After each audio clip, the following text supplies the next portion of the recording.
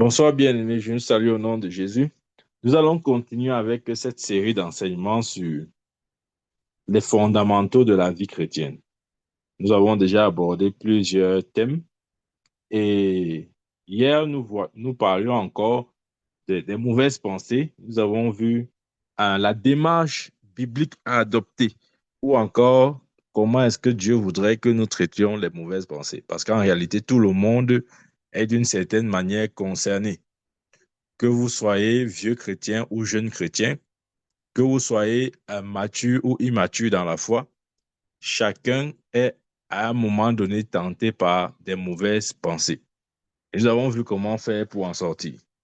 Et nous avions aussi dit, entre autres, que les mauvaises pensées ne viennent ni de nous, ni de Dieu. Des fois, nous croyons que non, c'est Dieu qui nous tente. Dieu ne nous tente pas. La Bible dit, Jacques dit, Dieu ne tente pas. Non. Amen. Et ces mauvaises pensées ne viennent pas de nous. Comment je sais? 1 Corinthiens 2,16 dit, nous avons la pensée de Christ. Donc, toute pensée qui n'est pas structurée, qui n'est pas organisée autour de Christ, n'est pas ta pensée. Amen.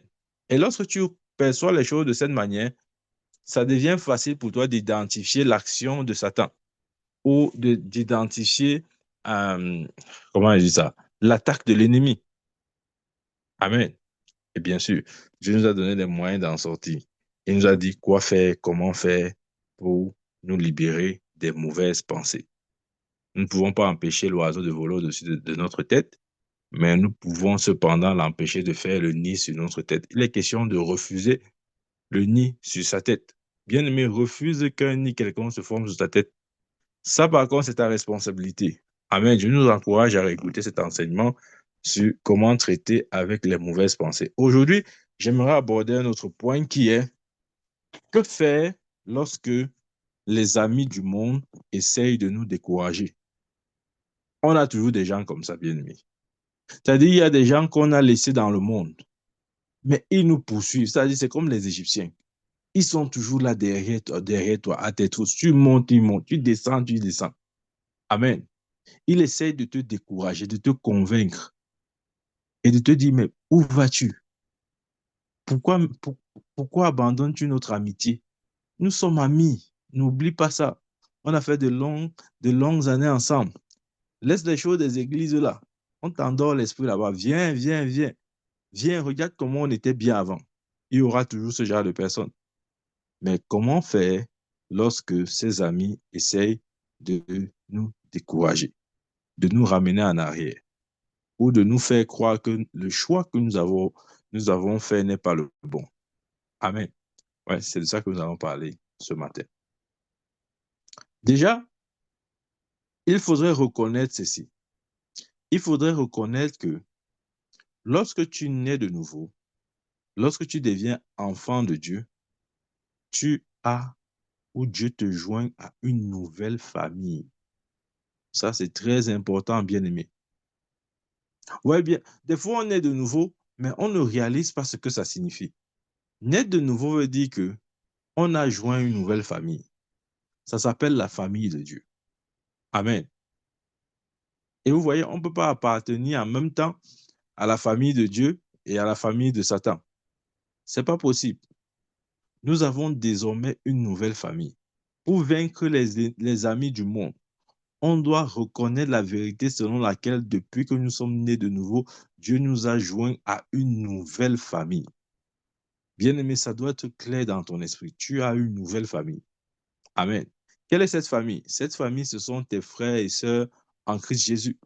Ça, c'est la nouvelle famille que Dieu nous donne lorsque nous venons à lui. Il nous intègre dans cette famille céleste qui est composée uniquement d'enfants de Dieu. Amen. Est-ce que ça veut dire qu'on doit donc les abandonner ou les rejeter? Absolument pas. Je ne suis pas en train de dire que, OK, comme tu as une nouvelle famille, vraiment, il faut abandonner les gens du monde là, il faut les rejeter. Non, non, non, c'est pas ce que je dis. Amen. Parce que si nous les abandonnons ou les rejetons, comment seront-ils sauvés? Si nous nous éloignons d'eux, ou je veux dire, euh, si nous les oublions, comment seront-ils sauvés? Ils ont besoin, bien sûr, que quelqu'un appartenant à la nouvelle famille ou à la famille de Dieu puissent leur annoncer l'évangile. Donc, il n'est pas question pour nous de les abandonner ou de les rejeter, mais de reconnaître que en Christ Jésus, nous avons une nouvelle famille. Ouais. Lorsque je parle de la famille, nous savons tous que la famille a un caractère sacré. Même quand on prend la famille dans la compréhension euh, générale du terme, il y a des choses, ouais, quand on dit la famille, ça veut dire beaucoup de choses, bien aimé. Ça inclut beaucoup de choses. Comment je vais dire ça? Il y a beaucoup de choses ou beaucoup de paramètres qui, qui, euh, qui interviennent lorsqu'on parle d'une famille. Déjà, le caractère sacré, ça prend tout son sens dans le mot famille. Donc, lorsque Dieu dit que nous intégrons une nouvelle famille à notre nouvelle naissance, c'est une réalité. Amen. C'est une réalité. D'ailleurs, Paul le dit de faire du bien à tout le monde, surtout aux frères en Christ. Il y a lu ça je crois que c'est Timothée qui dit ça. Paul dit là-bas, faites du bien à tout le monde, surtout aux frères en Christ. Pourquoi dit-il surtout aux frères en Christ? Parce que notre nouvelle famille, c'est celle-là, la famille de Christ. Mais nous pouvons faire du bien à tout le monde. Mais il dit surtout aux frères en Christ. Amen. Une autre chose que nous devons reconnaître, c'est que nous sommes devenus la lumière pour ceux du monde. Bien-aimé, pour ces amis qui essayent de te décourager, de te ramener dans ton ancienne vie, rappelle-toi que tu es devenu en Christ Jésus la lumière pour eux. Donc, ce n'est pas à eux de t'éclairer, ce n'est pas à eux de te dire quoi faire, ce n'est pas à eux de te conduire, non. Tu es la lumière pour eux parce qu'ils sont encore dans l'obscurité jusqu'à ce qu'ils naissent de nouveau, jusqu'à ce qu'ils reçoivent Christ dans leur cœur. Ils sont encore dans les ténèbres. Et toi, ayant reçu Christ dans ton cœur, tu es la lumière. Oui, regardez, bien aimé, la Bible dit que le chrétien est la lumière du monde. Je ne sais pas si on comprend ce que ça veut dire. Tu es la lumière. Ça veut dire que, euh, regardez, je vais vous donner une image. Lorsqu'il y a les ténèbres en un lieu, je peux venir avec la lampe, tenant la lampe en main, pour apporter la lumière. OK?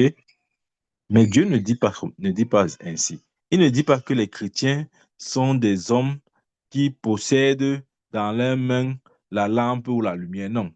Nous ne possédons pas la lampe ou la lumière accrochée sur notre main. Non, c'est pas ça, bien-aimé. Nous sommes la lumière. Donc, lorsque nous arrivons, notre présence représente la lumière en elle-même. C'est pourquoi Jésus, de son vivant, enfin pas de son vivant, Jésus dans son ministère terrestre, il pouvait dire, le royaume de Dieu au milieu de vous, parlant de lui-même, parce qu'il était conscient que sa seule présence incarne totalement le royaume, au point où il pouvait pleinement s'identifier au royaume. Et il savait que là où il est, le royaume de Dieu est. Bien-aimé, là où tu es, la lumière de Dieu est. Parce que tu es la lumière. Tu n'as pas juste la lumière, tu es bien-aimé. C'est quelque chose d'assez fort pour que nous puissions prendre ça à la légère. Donc, nous devons reconnaître que nous sommes devenus la lumière pour ceux-là qui sont dans les ténèbres. Amen. Parce que jusqu'à ce qu'un homme rencontre Christ, il est dans les ténèbres. Donc, nous sommes la lumière pour eux. En tant que lumière, notre rôle, c'est de partager cet évangile avec eux. C'est ça l'implication de la lumière. C'est que désormais, nous pouvons partager l'évangile avec eux. Amen. Dans l'espoir qu'eux aussi, ils puissent un jour se tourner au Seigneur et devenir aussi la lumière. Amen. Bien aimé, c'est important. C'est important de reconnaître, un, que nous sommes membres d'une nouvelle famille. Deux, c'est important de reconnaître qu'il ne s'agit pas de les abandonner, les rejeter ou les oublier. Parce que si nous le faisons, qui va les prêcher ou qui va leur présenter l'évangile? Amen. C'est important aussi de reconnaître que nous sommes la lumière pour ceux-là, pour le monde. C'est important de reconnaître que Dieu nous appelle à partager cet évangile. Amen. Maintenant, que faire lorsqu'ils essaient de nous décourager? Ouvrons un peu notre Bible dans, dans 2 Pierre.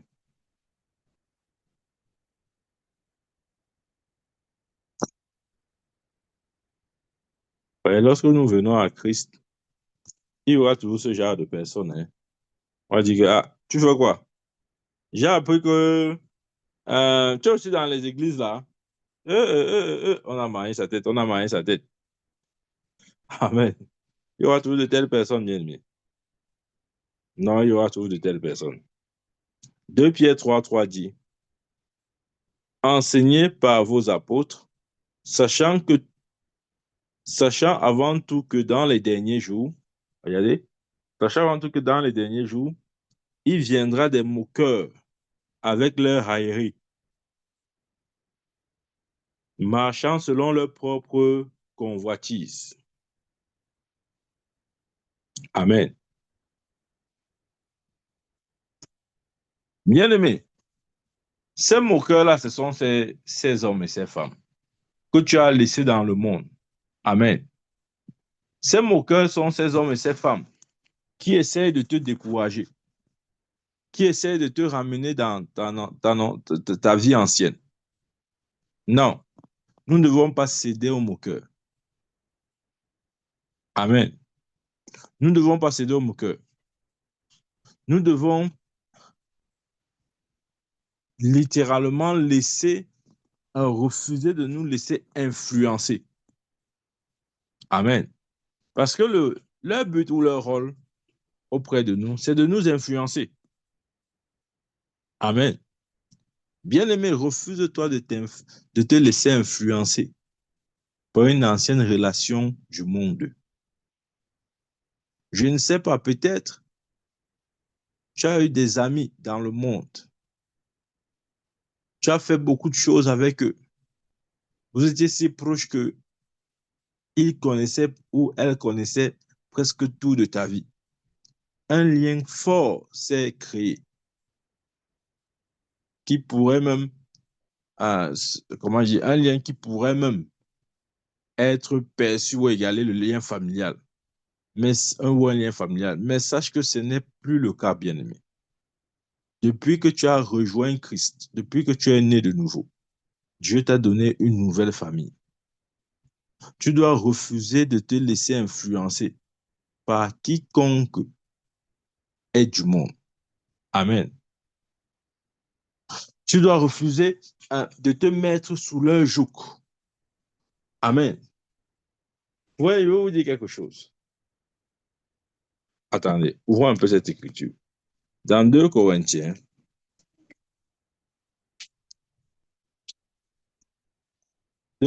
chapitre 6, versets 14 à 16, il dit, ne vous mettez pas avec les infidèles sous un joug étranger.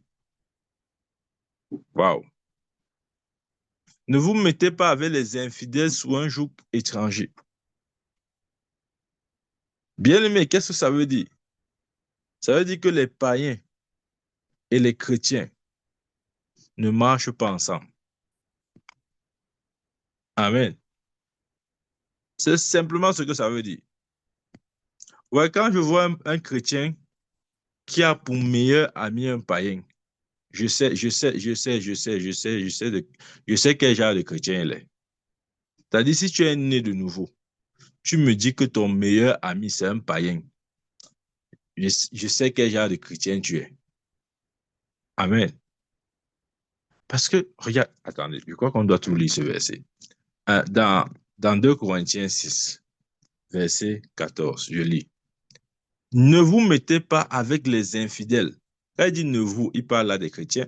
Ne vous mettez pas avec les infidèles. Les infidèles, c'est ceux qui ne sont pas nés de nouveau. Sous un joug étranger. Il donne la raison. Car quel rapport y a-t-il entre la justice et l'iniquité? La justice, c'est nous. Nous sommes la justice de Dieu en Christ Jésus. Et l'iniquité, c'est eux. C'est le païen, celui qui n'est pas né de nouveau. Il continue. Or, qu'y a-t-il de commun entre la lumière et les ténèbres? La lumière, c'est nous. Les ténèbres, c'est eux. Verset 15. Verset 15, il dit, quel accord y a-t-il entre Christ et Bélial? Waouh! J'aime particulièrement le verset 15. Le verset 15, il dit clairement que nous sommes Christ. Il appelle l'Église Christ. Et il appelle le monde, ceux qui ne sont pas nés de nouveau, Bélial. Bien-aimé, tu es Christ. Peut-être que tu n'as jamais réalisé ça. Tu es Christ. L'Église s'appelle Christ. Ce n'est pas étonnant. Si la tête s'appelle Christ, le corps s'appellera comment? Bon, dites-moi. Si vous appelez ma tête Michael, vous allez appeler mon corps Jean. C'est-à-dire, si vous supposez que ma tête répond au nom de Michael, mon corps ne peut pas répondre au nom de Jean. Alors, si Jésus est le Christ et qu'il est la tête de l'Église et que l'Église est son corps, ça veut dire que l'Église est Christ. Ouais, il ne faut pas aller à l'école pour comprendre ça. Si A égale B, B égale C, ça veut dire que A égale C. C'est tout, aussi simple que ça. Donc, bien aimé, nous sommes Christ. Voilà pourquoi il n'y a pas d'accord, il n'y a pas de mélange possible entre Christ et Bélial. Ou quelle part le fidèle avec l'infidèle. La Bible dit qu'on n'a pas de part. Il n'y a pas de part avec le fidèle. Il n'y a pas de part entre le fidèle et l'infidèle. Des fois, nous essayons de trouver un dénominateur commun. Il n'y a pas de dénominateur commun, bien-aimé. N'essaye pas de créer un dénominateur inexistant. Entre le fidèle et l'infidèle, il n'y a point de part, bien-aimé. Il n'y a pas de rapport. Amen. Et ça, c'est important. Parce que si nous manquons de nous définir aussi comme ça, nous allons passer à côté de beaucoup de choses. Je vous ai dit une fois, parce que on parle de ça, je reviens sur ce témoignage. Je vous ai dit une fois que, par la grâce de Dieu, parmi les apôtres de Jésus, j'ai déjà vu un seul, pas deux. J'ai déjà vu l'apôtre Paul. Je vous avais expliqué ma rencontre avec lui. Il m'avait juste tracé. Vraiment, c'était une vision très brève, mais tellement pleine de sens.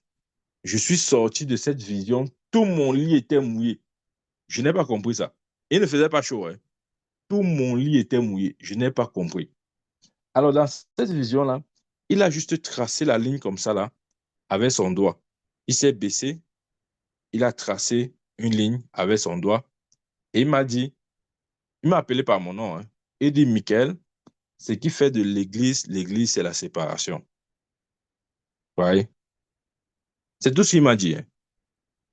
Bien aimé, je suis sorti du rêve, là. Tout mon lit était mouillé.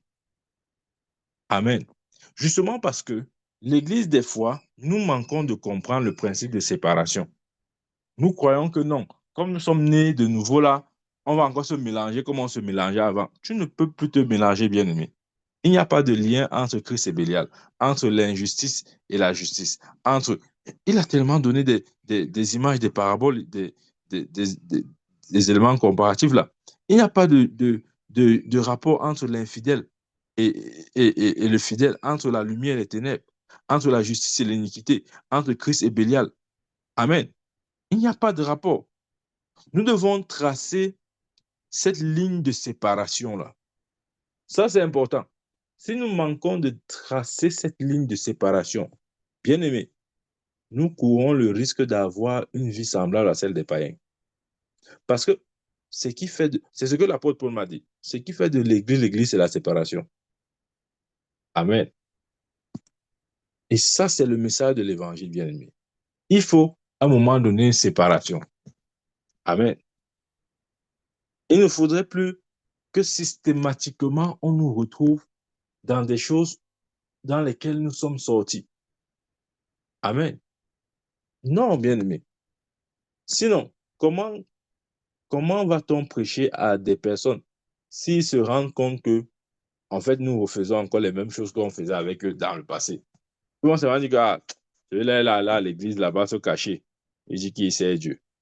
Ils auront raison. Ouais. Le problème, c'est que s'il n'y a pas la séparation, le monde aura même la peine à nous cerner. Le monde va dire, ah non, ils sont comme nous, seulement qu'ils partent à l'église. Ouais, un peu ça. C'est-à-dire qu'on va dire que non, non, non, non, laisse les chrétiens là. En fait, ils sont comme nous, mais le dimanche, bon voilà, ils aiment porter leur Bible, ils disent qu'ils partent à l'église. Bien, mais c'est malheureusement sur cette étiquette que nous sommes connus. Parce que le monde essaye de voir la différence, mais ils fouillent, ils fouillent, ils fouillent. Ils essayent d'établir la différence, mais ils n'arrivent pas. ils arrivent à la conclusion qu'en fait, c'est la même chose. C'est juste que, bon, ils se perdent un peu le temps en allant à l'église le dimanche, en portant leur grosse Bible et en criant Jésus partout. Amen. Ça ne devrait pas être le cas, bien aimé. Voilà pourquoi, lorsque nous naissons de nouveau, il est important de maintenir notre position et notre confession en Christ. Amen. Il faudrait qu'ils sachent que tu n'es plus de leur nom, bien-aimé. Ils doivent le savoir. Et ça doit être clair pour tout le monde, de sorte que personne n'ait le courage de poser la question. Ça doit être clair pour tout le monde. Tout le monde doit savoir, bien-aimé, que celui-ci est un enfant de Dieu. Amen. Pas simplement parce qu'il te voit porter la Bible le dimanche, mais parce que dans tes agissements, c'est-à-dire qu'on perçoit quelque chose de différent. On voit clairement que tu es différent. Amen. Je veux te dire quelque chose, peut-être tu ne sais pas. Le monde nous lit. Parfois, il nous lit même mieux que nous-mêmes. Peut-être tu ne sais pas ça. Je te dis la vérité. Quand tu dis que tu es enfant de Dieu, même quand tu ne dis pas, on te lit. Et maintenant, chacun va réagir en fonction de la lecture qu'il a faite de ta personne, ou de son ressenti, ou de comment est-ce qu'il te perçoit, ou encore de quel type de fréquence ou d'onde tu renvoies, de ton aura, etc. Donc, bien aimé, c'est important pour nous, face à nos relations du monde, nos relations passées, de marquer cette ligne de séparation. Ça, parfois, en tant qu'enfant de Dieu, nous disons non, non, vraiment, si on est trop séparés comme ça, est-ce que, voilà le piège dans lequel on tombe. On dit que non, si on les fuit, hein, si on est trop dur, comment on va les gagner à Christ? On n'a pas besoin d'être mondain pour les gagner à Christ. Voilà, le piège de ce raisonnement, c'est que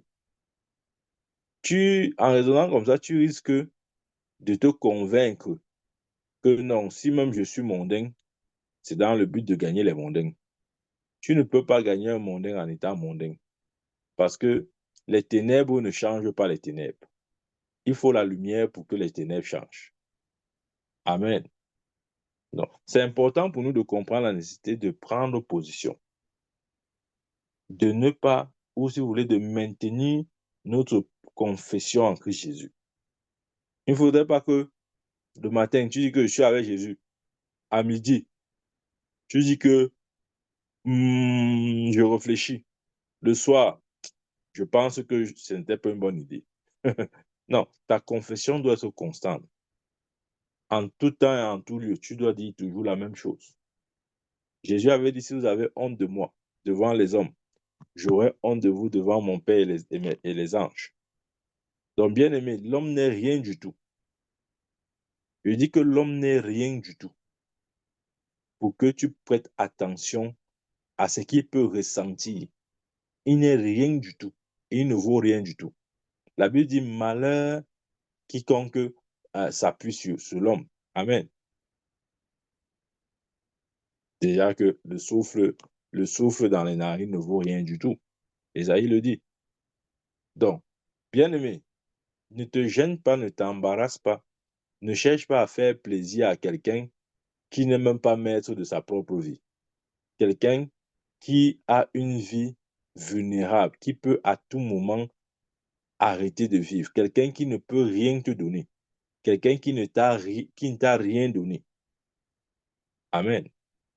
Mais soyons plutôt occupés à faire plaisir à notre maître. Amen. J'ai dit tout à l'heure que si tu es un chrétien et que tu me dis que tes meilleurs amis sont les païens, c'est que tu as les problèmes. Parce que je ne sais pas comment est-ce que tu peux avoir pour meilleurs amis les païens. Si tu as pour meilleurs amis les païens, ça veut dire que vous êtes sous le même joug. Amen. Non, il faut qu'on soit clair. Alors que la Bible dit, ne vous mettez pas avec les infidèles sous un joug étranger. Autrement dit, ne marchez pas avec les infidèles. Tu ne dois pas dire que ton meilleur ami est un païen. Ça veut dire que finalement, tu es un païen. Je te dis, c'est pas que tu ne sais pas. Si ton meilleur ami est un païen, ça veut dire que tu es un païen. Moi, je ne sais pas comment est-ce qu'un païen peut me faire pour être mon ami. C'est vrai, je vous dis la vérité. Comment un païen fait pour... On va parler de quoi? Hmm? Pour être mon ami, il faut d'abord être chrétien. Tu n'es pas chrétien, tu es juste une connaissance pour moi. Tu n'es pas un ami. On va parler de quoi? On n'a rien en commun. Il n'y a aucun dénominateur commun. Donc, tu es juste une connaissance. Tu es juste une connaissance comme ça. Je dis, pour moi, pour être mon ami, tu dois être d'abord chrétien. Tu n'es pas chrétien, tu n'es pas mon ami. Puis encore mon meilleur ami. Vous voyez souvent les chrétiens disent que vraiment, mon meilleur ami, voici mon meilleur ami. Après, toi, le chrétien, tu crois que non, c'est sûr qu'il est né de nouveau. Tu dis, frère, comment va la foi? Il dit que la foi veut dire quoi? Tu te retournes, tu regardes le frère qui t'a présenté cette autre personne comme étant son meilleur ami. Tu dis que, mais, tu as dit que c'est ton meilleur ami, non? Comment je lui dis comment va la foi? Il est perdu comme ça, là. Il fait comme s'il ne comprend même pas ce que ça veut dire. Si tu as pour meilleur ami, je dis encore, ça va t'énerver, mais je te dis la vérité. Si tu as pour meilleur ami un païen, ça veut dire que tu es un païen. Je te dis la vérité. Ça veut dire que vous êtes. La Bible dit, ne vous mettez pas sur le même joug avec les étrangers. C'est-à-dire, ne marchez pas ensemble. On ne peut pas marcher ensemble. On va se dire quoi? Donc, on va parler du monde. Donc, tu vas rester avec ton meilleur. En fait, c'est ça, hein. Vos causeries seront. Quelles seront vos causeries? Vous allez seulement parler du monde. Puisque lui, étant dans le monde, il ne connaît pas les choses de Dieu, l'étranger choses de Dieu. Il va parler le monde, le langage du monde. Et s'il est ton meilleur ami, ça veut dire que vous êtes sur le même joug. Donc, vous parlez le même langage. Vous marchez ensemble. Quelqu'un a dit que ceux qui marchent ensemble se ressemblent. Amen. Donc, bien aimé, commençons à réviser nos relations. Si ton meilleur ami est un païen, ce que toi tu es un païen, je peux un peu imaginer vos conversations. Je peux un peu imaginer votre communication. C'est une communication mondaine. Il n'y a pas Dieu dedans, il n'y a pas de Bible dedans, il n'y a rien dedans. C'est 0 fois 0 qui donne 0. Amen. C'est pourquoi au début, j'ai dit, lorsque tu nais de nouveau, tu dois reconnaître que Dieu t'a donné une nouvelle famille. Tu dois te rapprocher de tes frères et de tes sœurs en Christ. C'est vers eux que tu dois prioritairement te rapprocher. Bien sûr, je ne dis pas d'oublier ceux qu'on a laissés dans le monde, non. Je ne dis pas comment je vais dire ça, de les rejeter, non. Mais par principe, ils ne peuvent plus être tes amis dans le sens du mot ami, non. Sinon, vous allez parler de quoi? Amen. Donc, c'est important, bien aimé. Ne fais pas des païens tes meilleurs amis. Tu vas retrograder. Je te dis que tu vas retrograder. Ouais, c'est moi qui te dis. Et il y a des gens qui ont dit, non, mon prophète, tu ne comprends pas. C'est que, bon, je fais ça pour le gagner à Christ, pour le gagner à Christ, pour le gagner à Christ. Tu veux le gagner à Christ. Tu ne peux pas être mondain dans l'intention de gagner un mondain. Ce n'est même pas possible.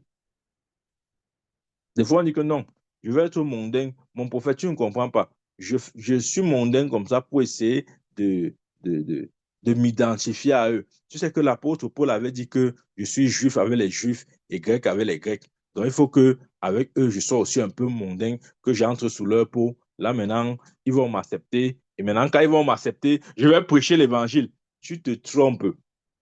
Tu as déjà retrogradé depuis, tu ne sais pas seulement. Amen. Tu ne sais pas. C'est comme les chrétiens qui disent que, bon, les prostituées ont droit à une seconde chance. D'accord, je suis d'accord elles ont droit à une seconde chance. Le voilà maintenant, il part dans le fief des prostituées. Il dit que non, je m'en vais les prêcher. Tu vas aller là-bas, on va t'évangéliser, on va te reconvertir au monde et on va te sceller pour l'enfer, pour l'éternité. Non, bien aimé, on n'en a pas besoin. Amen. Amen. Non, nous n'en avons pas besoin. Amen. Regardez, je vous dis ceci. Peu importe la mentalité d'une personne, tant qu'elle n'est pas née de nouveau, elle ne peut pas être votre meilleure amie. Ça, tu dois écrire ça quelque part. Écris ça sur tes murs, dans ta chambre. Écris ça dans ton cahier. Écris ça dans ta tête. Écris ça dans ton cœur. Peu importe la mentalité d'une personne, tant qu'elle n'est pas née de nouveau, elle ne peut pas être ton meilleur ami. Des fois, nous disons seulement que non, il a une bonne mentalité. C'est mon ami ici, là. C'est pas une question de mentalité. C'est une question de nature. Aussi longtemps que sa nature est pécheresse, il ne peut pas être ton ami. Il fait comment pour être ton ami? Et te dit que si tu as pour ami des païens, ça veut dire que tu es un païen. Tu ne sais pas seulement. Amen. Nous disons souvent que non, non, mon prophète, tu sais, bon, je fais ça pour les gagner à Christ, pour les gagner à Christ. Tu ne gagnes rien à personne à Christ. Je te dis, tu es en train de t'embrouiller et bientôt tu vas te regarder.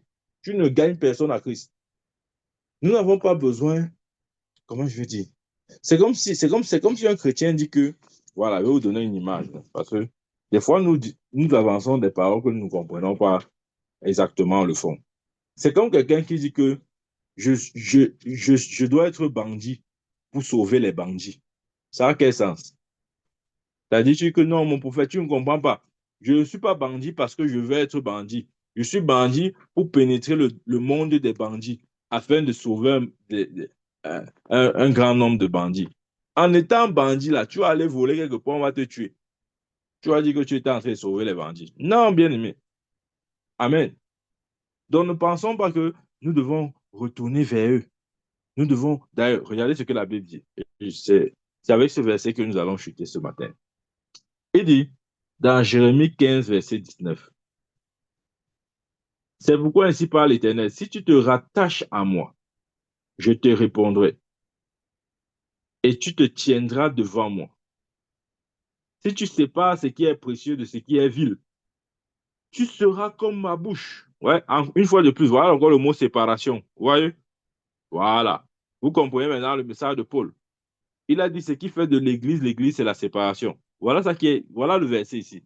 Si tu sépares ce qui est précieux de ce qui est vil, tu seras comme ma bouche. Ouais, tout le monde veut être la bouche de l'Éternel. Tout le monde veut parler de la part de l'Éternel. Tout le monde voudrait que Dieu utilise sa bouche comme un oracle. Mais est-ce que nous sommes prêts à séparer ce qui est précieux de ce qui est vil avant d'être la bouche de l'Éternel? La suite du verset dit, c'est à eux de revenir à toi, mais ce n'est pas à toi de retourner vers eux. Tu veux bien, tu veux bien. C'est à eux de revenir. Et là, dit quoi? C'est à eux de revenir à toi, mais ce n'est pas à toi de retourner vers eux. Bien-aimé, c'est avec ce passage que je te laisse ce matin, en te disant, c'est à eux de revenir à toi. C'est le monde qui doit se tourner vers la lumière pour recevoir la lumière. Amen. C'est le monde qui doit aller vers la lumière. Il dit, c'est à eux de retourner, c'est à eux de revenir à toi. Mais ce n'est pas à toi de retourner vers eux. Des fois, nous voulons retourner vers eux, sous prétexte que non. Si je ne retourne pas vers eux, comment je vais les sauver? Bien-aimés, ils seront sauvés en venant vers toi. Amen. Je répète, ils seront sauvés en venant vers toi.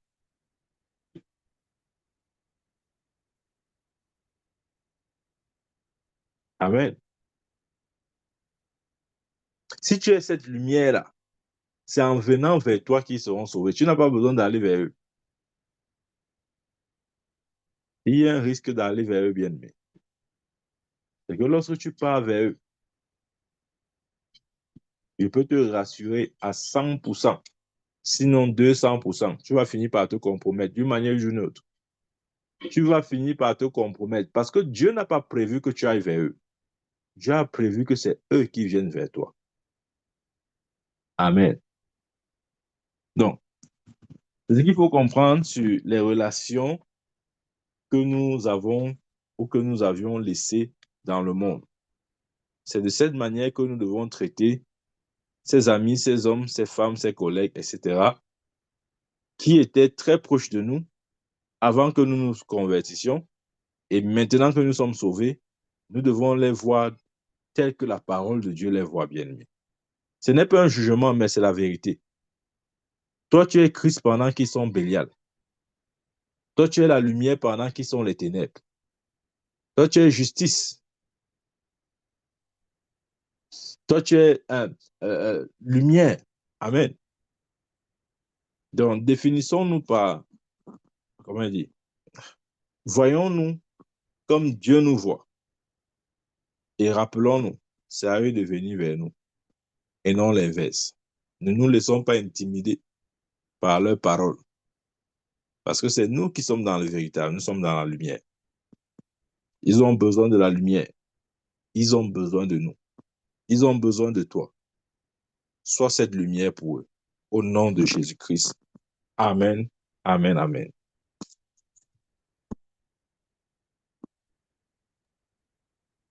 Amen.